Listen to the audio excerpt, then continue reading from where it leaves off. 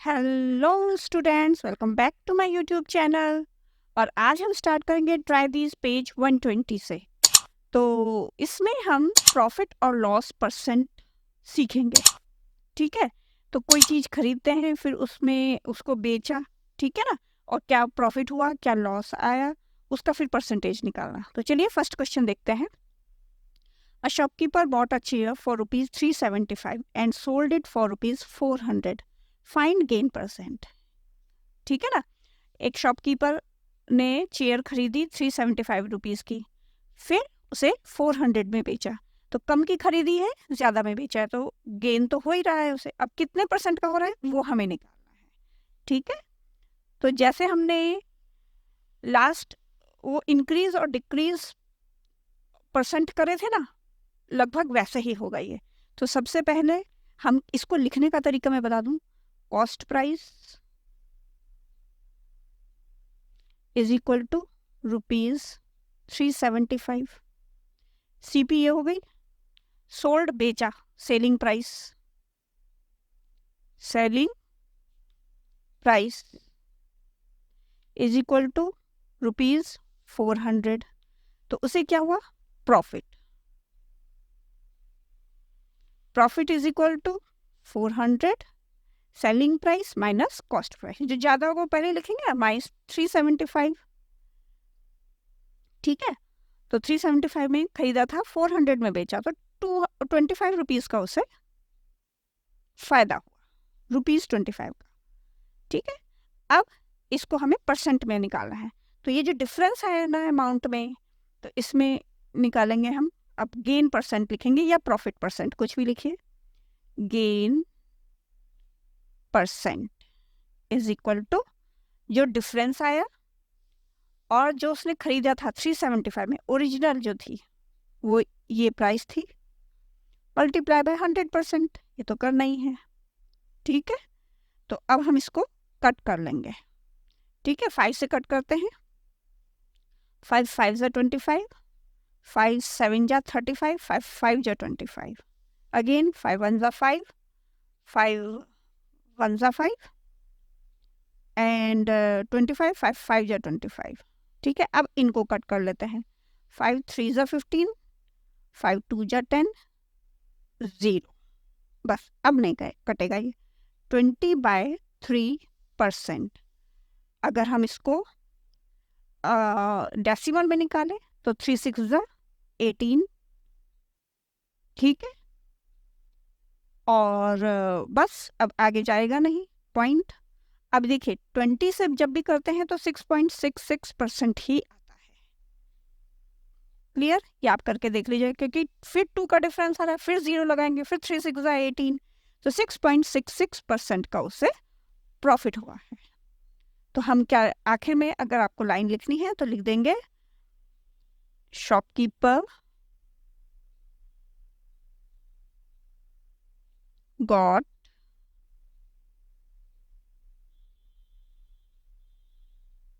Gain of 6.66%। Gain percent ही पूछा था ना, ये हमने निकाल दिया। Clear. Now question number 2 is cost of an item is ₹50। It was sold with a profit of 12%। Find the selling price. ठीक है, तो यहाँ हमें प्रॉफिट परसेंट दिया हुआ है, सेलिंग प्राइस निकालनी है। ठीक है, तो उसके लिए भी हम क्या करेंगे, तो सेलिंग प्राइस निकालने के लिए प्रॉफिट परसेंट 12/100 मल्टीप्लाई बाय कितने की थी कॉस्ट प्राइस 50। ठीक है, 0 से 0 कैंसिल, 5 1 जा 5, 5 2 जा 10, 2 1 जा 2, 2 6 जा 12, तो ये आ गया ₹6। ठीक है, तो सेलिंग प्राइस ₹6 नहीं है, इसमें कॉस्ट प्राइस भी ऐड होगी। तो hence SP selling price is equal to 50 + 6। ठीक है, खरीदी भी तो है, वो भी तो लगाएंगे। 50 + 6 इज इक्वल टू ₹56। ये आंसर आ जाएगा। 50 में उसने खरीदी, 56 में बेची है, ठीक है, और उसे 12% का प्रॉफिट हुआ है। क्लियर? तो ये जब भी क्वेश्चन करें तो ये ध्यान रखें कि प्रॉफिट हो रहा है तो ध्यान रखें कॉस्ट प्राइस कम होनी चाहिए और सेलिंग प्राइस ज़्यादा होनी चाहिए। लॉस होगा तब कॉस्ट प्राइस ज़्यादा हो जाएगी और सेलिंग प्राइस कम हो जाएगी। तो इतना आपको थोड़ा सा समझदारी से काम लेके करना पड़ेगा। देखिए बच्चों, इसको मैं आपको एक मेथड और मेथड है उससे भी समझा देती हूँ, यूनिटरी मेथड। वो बहुत सिंपल मेथड है, बच्चों को थोड़ा मुश्किल से समझ में आता है, लेकिन मैं आपको बहुत अच्छे तरीके से इजी वे में समझा देती हूँ। देखिए उसमें ये होता है कि जैसे कॉस्ट प्राइस आपकी 100 है, तो सेलिंग प्राइस प्रॉफिट 12% का हो रहा है ना, तो इसका मतलब बेच रहा है वो 100 रुपए की चीज को 112 रुपीज, क्योंकि उसे प्रॉफिट हो रहा है। ठीक है, तो अगर हम यहाँ पे लेके चलते हैं, देखिए if CP is equal to 100, तो सेलिंग प्राइस कितनी हो गई? 112 रुपीज हो गई, है ना, क्योंकि 12% का मतलब 12 रुपए का, उसे 100 में 12 रुपीज का फायदा हो रहा है, तो 100 प्लस 12 112। ठीक है, तो 112 में वो बेच रहा है। ठीक है, अब if CP is equal to 1 rupee है, तो सेलिंग प्राइस हो जाएगी 112/100, ये डिवाइडेड बाय ये। इफ CP, अब CP है हमारे पास 50 रुपीज, SP हो जाएगी 112/100 मल्टीप्लाई बाय 50। 50 2 जा 100, 2 5 जा 10 और 2 6 जा 12, तो 56 रुपीज। आंसर सेम आएगा, आंसर में कोई प्रॉब्लम नहीं आएगी, लेकिन मेथड जो है बहुत इजी होता है अगर आप इस तरीके से समझ लें कि वो जो परसेंट है प्रॉफिट या लॉस, वो आपको कभी CP के साथ जोड़ना पड़ेगा, कभी SP के साथ लगाना पड़ेगा उसे। क्लियर? तो मैं अभी सेकंड क्वेश्चन जो नेक्स्ट क्वेश्चन कराऊंगी उसमें भी यही मेथड यूज करेंगे, तो आपको आ जाएगा समझ में। चलिए अब देखते हैं क्वेश्चन नंबर 3। ठीक है, इसमें है an article was sold for ₹250, ठीक है, विद अ प्रॉफिट ऑफ 5%। तो हमें कॉस्ट प्राइस निकालनी है। अब देखिए यहाँ पे हमें कॉस्ट प्राइस निकालनी है, सेलिंग प्राइस दी है, प्रॉफिट परसेंट भी दिया हुआ है। ठीक है, तो अब जो हमने अभी लास्ट में यूनिटरी मेथड यूज किया है ना, वो मैं आपको इसमें बताती हूँ। देखिए कॉस्ट प्राइस हमें नहीं पता, ठीक है, लेकिन सेलिंग प्राइस जो भी है उसमें प्रॉफिट उसे 5%। प्रॉफिट का मतलब अगर उसने कोई चीज 100 रुपए की खरीदी तो बेचेगा कितने की? वो 105 की।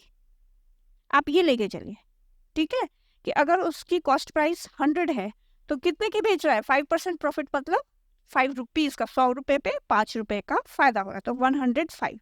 तो हम यहाँ पे क्या लिखेंगे? इफ, अब हमें निकालना है कॉस्ट प्राइस, जो कॉस्ट निकालना होता है, कॉस्ट प्राइस निकालनी है, वो हम राइट में लिखेंगे, जो हमारे पास है ऑलरेडी वो हम लेफ्ट में लिखेंगे।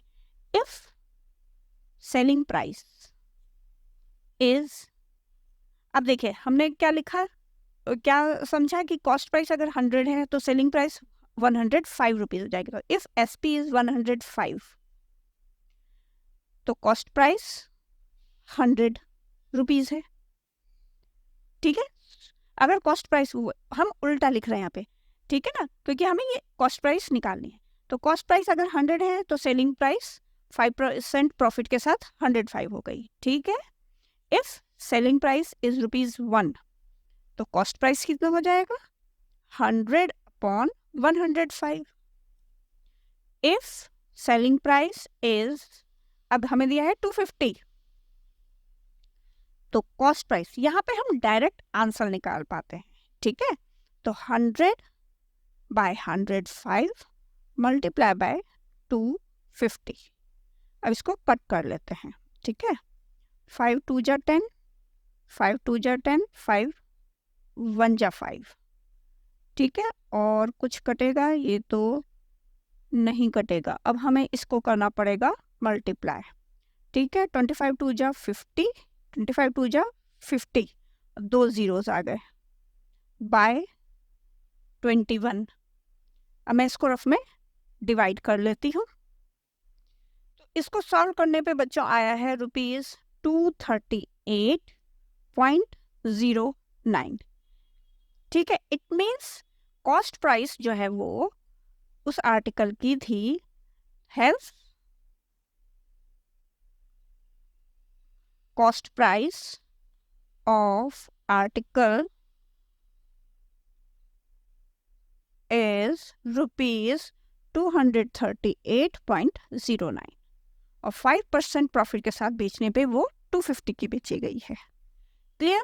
तो अगर आप इसको थोड़ा सा माइंड में लगा लेंगे तो समझ में आ जाएगा, प्रैक्टिस करने की जरूरत है बस।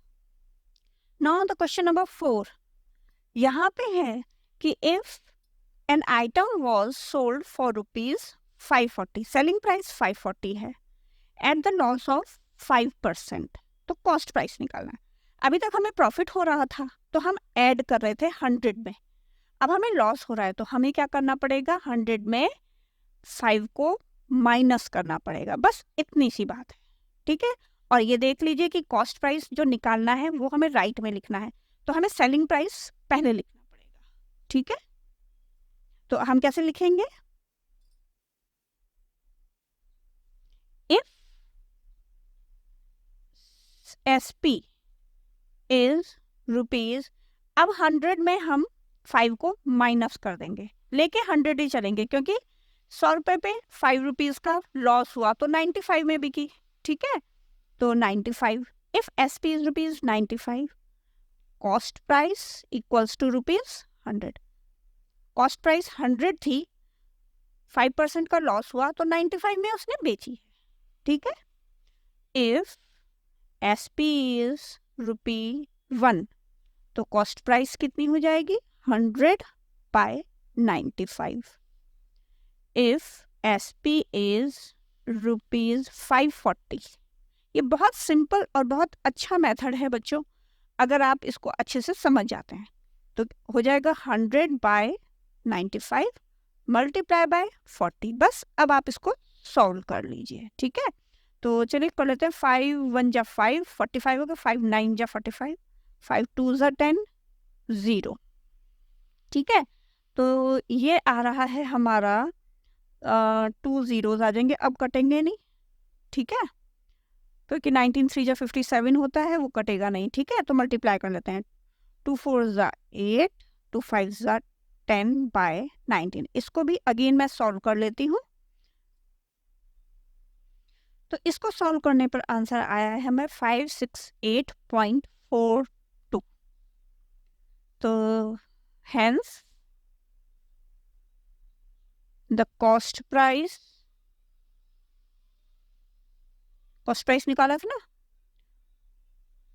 इज ₹568.42, ये आंसर आ जाएगा। तो देखिए 568.42 की कॉस्ट प्राइस थी और बेचा उसने ज़्यादा में है, 540 रुपीज़ में बेचा है। यहाँ देखिए 540 रुपीज़ में, तो ये ध्यान रखना है कि कॉस्ट प्राइस अगर लॉस हो रहा है तो कॉस्ट प्राइस ज़्यादा होगा, सेलिंग प्राइस कम होगा। तो अगर आप ये देख के चलेंगे तो आपका आंसर कभी भी गलत नहीं होगा। क्लियर हो गया बच्चों? तो चलिए आज के लिए यहीं तक, आगे मिलते हैं फिर आपसे नेक्स्ट वीडियो में। Till then good bye.